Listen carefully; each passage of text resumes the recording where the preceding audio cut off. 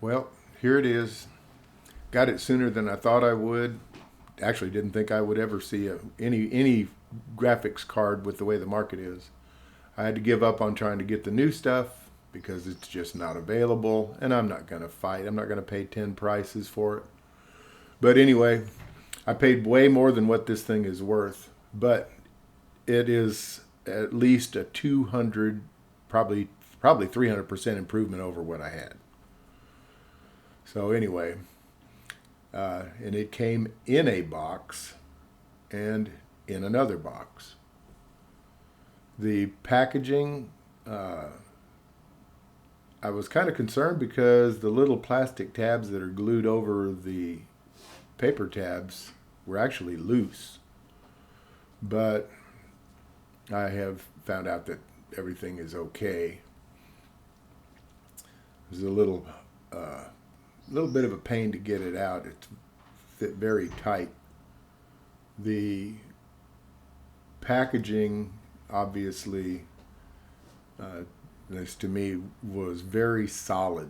This thing, there was no room for any movement inside the box. Pretty high dense foam packing, heavy duty cardboard, even on the inner box. Actually wasn't much in here besides this owner's manual. A quick setup card, really didn't have much information on it at all, and it was kind of generic. It had actually nothing that looked like the card that I bought. But anyway, there was that, and then there's a couple of Velcro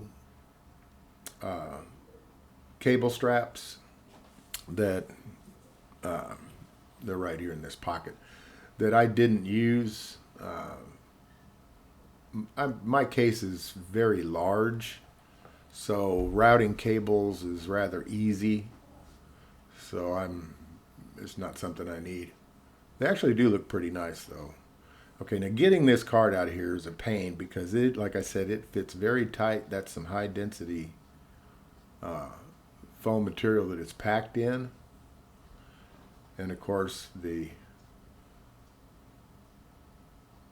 anti-static plastic bag. Let's set this aside. And this is what I've been waiting on probably for well over a year, I guess, to do this upgrade.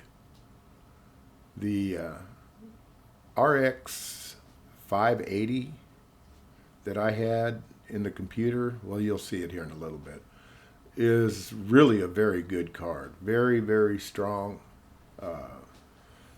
Even good at 1440p gaming, but it's not good at high refresh rates, and that was my issue.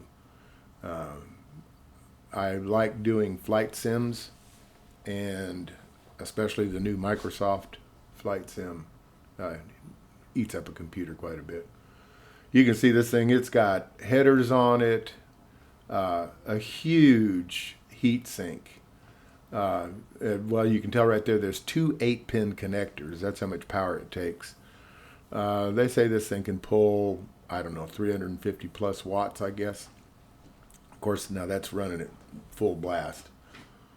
Nice metal backplate. Has the protective plastic coating on it. And I believe the ROG insignia there is actually RGB, or it has LED lights behind it. There's LED lights in a few places on it. It's not what I bought it for. Not big into the RGB stuff, but some of the performance, well, a lot of the performance parts for computers have it in it, and they're just you're just going to get it. This is the old card in the computer, and also I'm showing off my dust collection. You can see inside the front fans a bunch of dust. On the back there's a bunch of dust all over that fan. This is all going to get cleaned up. One of the reasons why I pulled the whole case out and set it on the turntable was to be able to vacuum it out, clean it up, wipe it all down. While I'm in there, one of those things, I'm going to replace the graphics card. I might as well clean it up. You can see I got a couple of big hard drive spinners, old style. I've got an SSD there on the back. Getting this front off was kind of a pain, so I hurried it up. And there's, after cleaning the computer up, there's the new card sitting in its spot. I was worried about it being so heavy that it would sag, but the riser bracket that came with this case is very strong. So no issues there. So you can see everything looks pretty much nice and clean. When I originally built my first computer, that power supply is what I bought. And so it has powered me through many years of computer changes. And still going strong. Way more than I need, but clean power to computers is really important. So power supply is something you want to make sure, if you're building a computer, you get one that's highly rated. And go ahead and overpower, because it doesn't cost that much to get a bigger power supply. But anyway, here's a look at it sitting in the case. So here it is in the case. Yeah, you have no choice. You have to. The RGB is going to work. There is a button on the card where I can turn it off, but there's still going to be LED lighting in the case. So I figured, why not just make it all match? I synced it with the motherboard so that, well, just so it looks the same. But anyway, getting a kick out of it. It's a hot rod for sure, even though it's, last generation tech. The new stuff is a lot faster than this, but at some point it gets to where if you're not in a position where you're stressing the card like this very much, it's not worth the money. Visually, if you don't get any return on your improvement, it's not worth the money. So probably going to be happy with this for quite some time, I'm pretty sure.